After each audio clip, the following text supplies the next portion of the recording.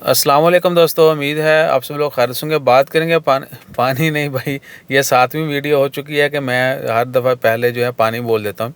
बिजली के बिलों के बारे में बात करेंगे। आज 17 अगस्त है। MEDC मस्कत इलेक्ट्रिसिटी डिस्ट्रीब्यूशन कंपनी जो है उन्होंने अनाउंसमेंट कर दिया कि जितनी भी इलेक्ट्रिसिटी सप्लाई की कंपनीज़ हैं उनको नोटिफिकेशन जारी कर दिए गए हैं कि मई जून जुलाई के जो बिल हैं वो दोबारा से रिकैलकुलेट किए जाएँ, यानी उनकी रीडिंग के हवाले से जो नया टैरिफ है उसके अकॉर्डिंगली उनको जो है वो बिल इशू किए जाएंगे। जितने भी कंज्यूमर हैं, लेट्स सपोज हमारा बिल मई जून जुलाई में ज़्यादा आया है तो वो दोबारा से कैलकुलेशन होगी और जो नया टैरिफ इशू किया गया है जिसमें ओमानियों के लिए कम है और खारजियों के लिए ज़्यादा है, यानी बिजली जो है खारजियों के लिए महंगी की गई है जबकि ओमानियों के लिए सस्ती की गई, तो उसके अकॉर्डिंगली जो है दोबारा से बिल की कैलकुलेशन होगी। और जिन लोगों ने ऑलरेडी पेमेंट कर दी है वो उनकी टोटल पेमेंट से उसकी डिडक्शन हो जाएगी, यानी वो एज आ एडवांस आप समझ लें कि आपने जो पेमेंट कर दी है बिलों की वो हो गई और वो जो टोटल आएगा दोबारा नया बिल उसमें से वो माइनस हो जाएगी।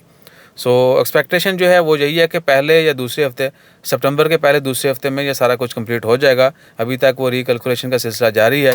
सो दुआ करें कि ऐसा कुछ ना हो कि खारजियों के लिए वाकई ही बिल ज़्यादा हूँ और अमानियों के लिए कम। वल्लाही इस चीज़ के ऊपर हमें अफसोस भी है और हमें एहतजाज भी करना चाहिए कि यूटिलिटीज़ जो हैं वो सबके लिए सेम होनी चाहिए दुनिया के। मेरे ख्याल से मैंने तो अपनी लाइफ में यही सुना है ओमान में कि बिजली का बिल खारजी के लिए डिफरेंट है, ओमानी के लिए डिफरेंट है।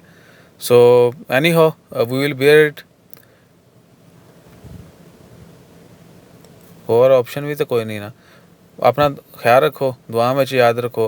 अगर कोई मज़ीद खुशखबरी आती है वो भी शेयर करते हैं।